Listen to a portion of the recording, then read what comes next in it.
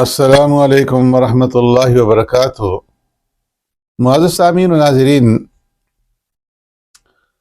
بہت سارے حضرات مسائل میں اختلاف علماء کی وجہ سے پریشان ہو کر کے پوچھا کرتے ہیں کہ علماء کے اندر اس مسئلے میں اختلاف ہے اور مختلف رائے ہیں، تو ہم کدھر جائیں؟ اور ان کے اس سوال کے تہ کے اندر یہ بات پوشیدہ ہوتی ہے کہ اب ہم کسی کی بھی نہیں سنیں گے اور ہم اپنی مرضی کے مطابق آزاد ہو کر کے جو ہماری عقل کے اندر آئے گا، جو ہماری سمجھ کے اندر آئے گا، ہم وہ کیا کریں گے۔ بظاہر ان کا یہ معصومانہ سا سوال حق بجانب نظر آتا ہے،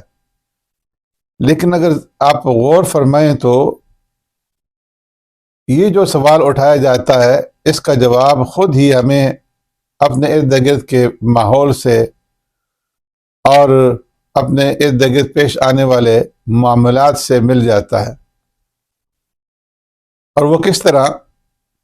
کہ جب ہم میں سے کوئی آدمی بیمار ہوتا ہے تو وہ اپنے بیماری کے علاج کے لیے ڈاکٹروں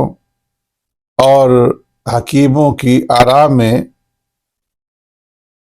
جو اختلاف ہوتا ہے اس کو نہیں دیکھتا، اس کی مرض کی تشخیص کے اندر اور اس کے لیے جو علاج اور جو دوا تجویز کی جاتی ہے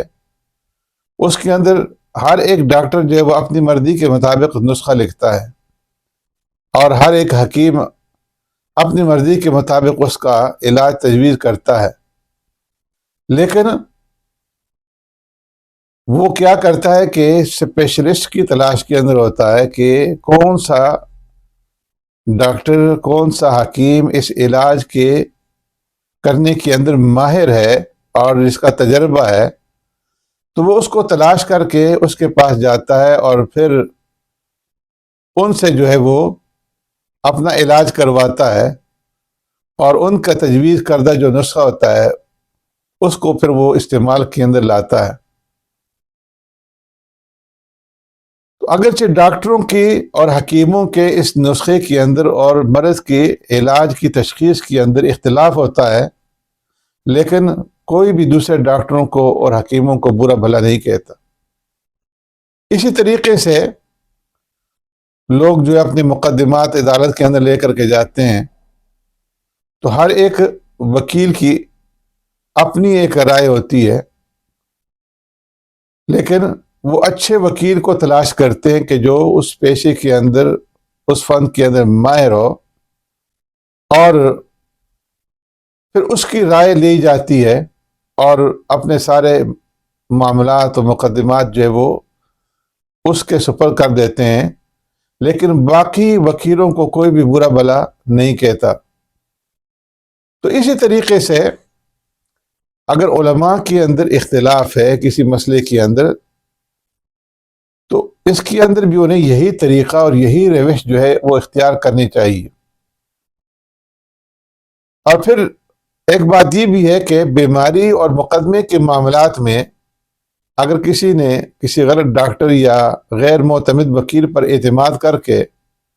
اپنا معاملہ اس کے حوالے کر دیا تو اس کا جو نقصان ہوگا تو وہ تو اس مریض کو یا اس آدمی کو ضرور پہنچے گا، مگر علماء کے اختلاف میں اس نقصان کا بھی کوئی خطرہ نہیں ہے۔ حدیث میں ہے کہ کسی شخص نے اگر کسی عالم سے سوال کیا، کوئی مسئلہ پوچھا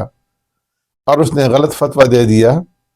تو اس کا گناہ سوال کرنے والے کے اوپر نہیں ہے بلکہ فتویٰ دینے والے کے اوپر ہے، شرط یہ کہ سوال اس شخص سے کیا گیا ہو کہ جس کا عالم ہونا اس نے اپنی تحقیق اور جستجو کے ذریعے سے معلوم کیا ہو، جو اچھے معالج اور اچھے وکیل کی تلاش میں آپ کرتے ہیں۔ تو اسی طریقے سے اپنے دینی رہنمائی کے لیے بھی یہی روش اور یہی طریقہ اختیار کریں، اور جس عالم ربانی کے بارے میں آپ کو معلوم ہو جائے کہ وہ صحیح معنی میں عالم ہے تو اس سے جا کر کے اپنی پریشانی اور اپنے مسائل کا ذکر کریں۔